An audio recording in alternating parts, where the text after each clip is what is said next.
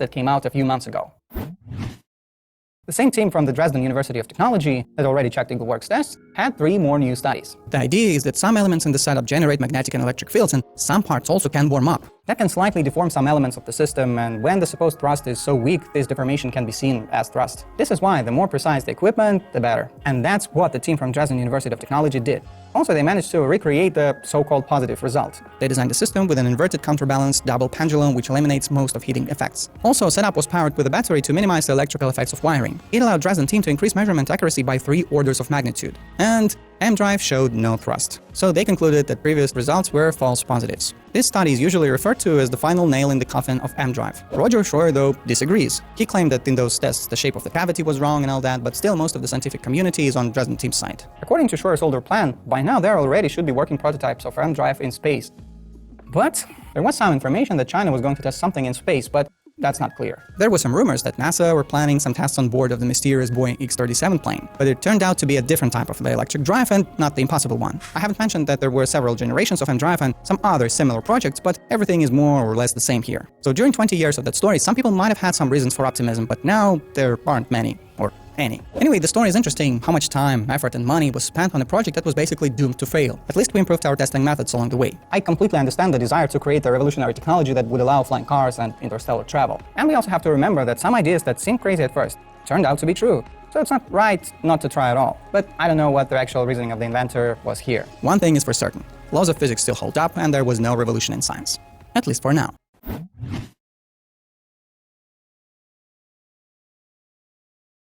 Inertial propulsion systems. This is an idea from back in 2015. Even I was skeptical about this, so I ask you to look into this and let me know what you think.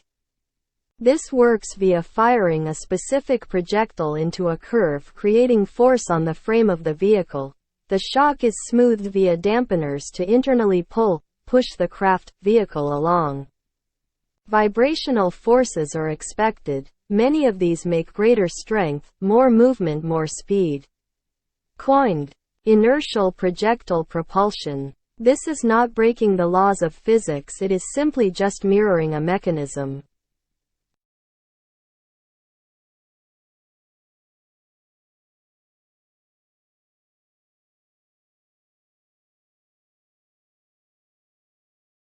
Hello and welcome to Inertial Propulsion Systems. This device works by guiding a linear accelerated object into a curve. This can be used for many things. If a vehicle is stuck, this device tries to create a jerking effect, impulses to free the vehicle. If this is reversed, it can act as a braking system. This device is a work in progress.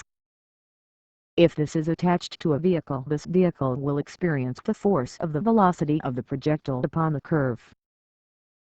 This device utilizes mechanics and throws weight outwards from a central point into a curve.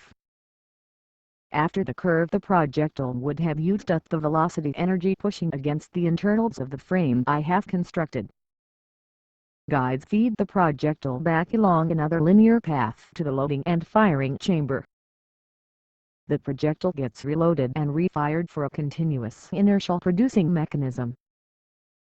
If you have half a kilo of mass in the linear chambers and accelerated them, then by the time they get to the corners, the resulting mass's high-speed force will be transferred to the frame and chassis, resulting in the velocity of vehicle increasing. Guided weights into the curve equals force.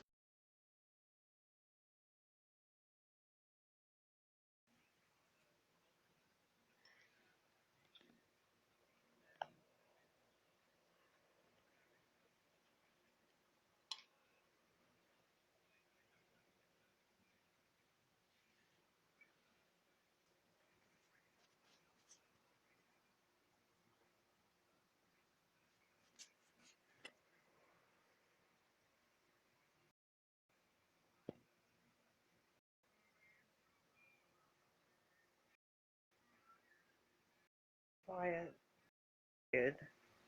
a projectile around for another refire, and that's the basic principle of this propulsion drive, is because the kickback of the energy that gets used to push the projectiles at the angular velocity away from each other cancels out most of the kickback of whatever force there is, and the energy gets transferred into the projectiles, and then when they reach the corners there's only one direction for them to go, and then it turns and rotates for the refire, locks, fires, projectile ends up at the top, comes back around, and then it refire, and then so that's the principle of this propulsion drive. Is for space, and it could also be used for road vehicles or any vehicle that cannot ice and your tires are not working,